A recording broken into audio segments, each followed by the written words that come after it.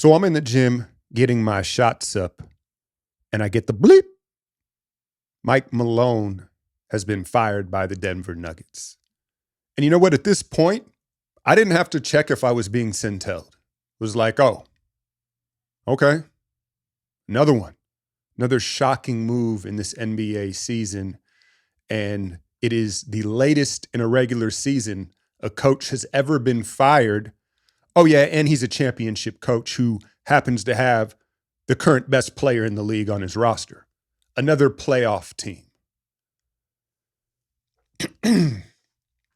Look, I like Mike Malone. Right out of the gate, to me, he's a top 5 coach. And I know that coaches are the scapegoats, especially to fans, because I think it's a lot easier to put the blame on the coach rather than your favorite players a lot of the time. That's the truth of the matter. And look, there is no such thing as a perfect coach. They all have blind spots and holes, but Mike Malone in his entirety is a top 5 coach in this league. But I think what we're seeing happen now is the players have too much control of the NBA right now. And you're seeing good coaches, high-level coaches, they're not going to put up with the BS. But it's easier for these organizations to get rid of the coach than all these players that don't have winning habits in their locker room. But if you want to go to the root of this issue here, it's Calvin Booth, and it's the ownership. Is it the Cronkies? Calvin Booth, to me, if you want to go all the way back to the Michael Porter Jr. extension, I believe in 21, 22. Now, if you want to justify that and say, well, they got a championship out of it. Like, hey, you had to do it. You had to make Porter Jr. happy. You got a championship out of it. That, to me, was the beginning of the end as far as the depth in managing the other players around Jokic. And then Calvin Booth and the ownership have repeatedly made poor decisions with their role players and kind of just cheaping out on the blessing of Nikola Jokic, the Joker. Hell, you could say the Jamal Murray contract looks like a disaster right now, you know? So, I mean, we sit here a week out of the playoffs, and in the Western Conference, you've got 2 lame duck teams in the Memphis Grizzlies and Denver Nuggets. I get the players remain, and hey, maybe is the theory, let's have a honeymoon phase with a new coach right into the playoffs. Because you do the last 2 weeks, a month, let's have our honeymoon phase right now. Maybe we'll have a shot. Because I don't view it that way. I think that as soon as shit hits the fan in a playoff series, you're at an automatic disadvantage by changing things like this at this point in the season. And that's for Memphis and Denver. Who's taking over for him? David Adelman, the assistant. Malone and Jenkins will get picked up very quickly, right? But I think now, again, Jamal Murray, I guess they had to do it. Michael Porter Jr., I guess they had to do it. And now you look, I'm not going to lie to you. When I watch Denver's, I'm like, it's like the Conor McGregor. Who is that guy? Who is that guy? Russ tricking off possession after possession, worked for a little bit, right? But ultimately now the question is, at some point here, is Nikola Jokic going to ask out? I know it goes everything against his personality and basketball character, but I imagine Jokic isn't pleased with this. I thought that they were good. And that in the press conference that's going viral from Mike Malone from when they lost to Portland the other night, that's what you want in a coach.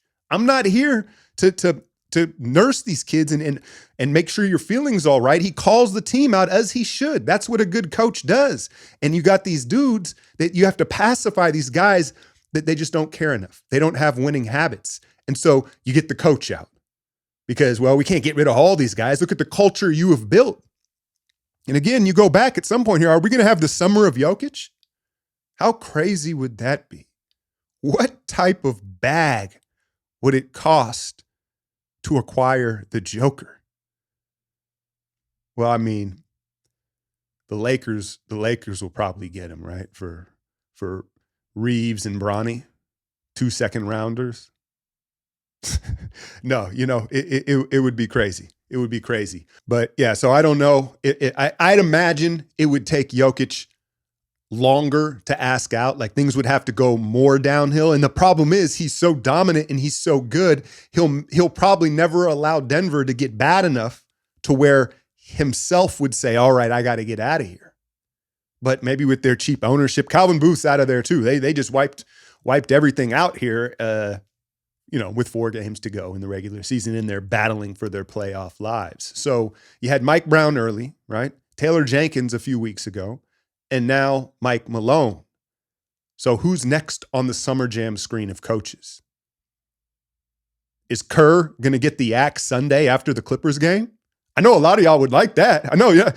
Don't hold your breath. Don't hold your breath. Our ownership isn't that foolish. And Kerr in no way deserves it.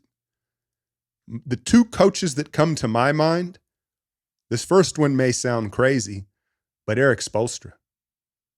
He objectively is having a rough year. I was whining about the Ja Morant game winner the other night where he allowed Kel'el Ware. That's such a dope name, Kel'el. I didn't put it together. It's Superman. Is that how it works? Look, he's a really nice rookie. I think he was a good pick. But, it's a 1-possession game.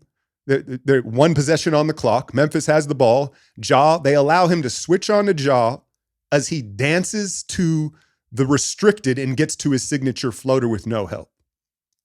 And there have just been a lot of, he's supposed having a rough year. I know Jimmy didn't help that situation, and you'd say there's no way Pat Riley, Miami, Eric Spoelstra, he's built too much cachet with that organization. I'm just saying he sprung to my mind. Because we could throw out like Bud's gone, right? Warriors are in Phoenix tonight. Bud's out of there, right? We can throw out the names that we know are going to probably be gone. I'm thinking of other shocking coaching changes. So Spo would be my first thought, and then Tom Thibodeau. The restoring of this Knicks team back to relevance. What was it a few weeks ago when Mikal Bridges finally was like, hey, man, you playing us too many minutes, dog. You playing us too many minutes. And I think that Thibodeau has a shorter shelf life as a coach than the typical elite coaches because he grinds his guys down, because he's so intense minute to minute that a couple years and then I think you probably have to move on. So I wouldn't be surprised if Tibbs, if New York has a disappointing playoff run, if they move on from Tibbs.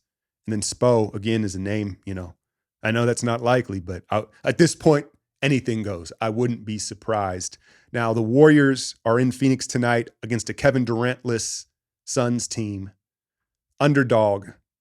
Use the link in the description. 50% bonus on your first deposit, up to 1,000 credits. Let me give you my picks for tonight. I am going Moses Moody higher than 1.5 threes. He's been cold. I know he's been cold. It's kind of one of those I just think he's due type of things.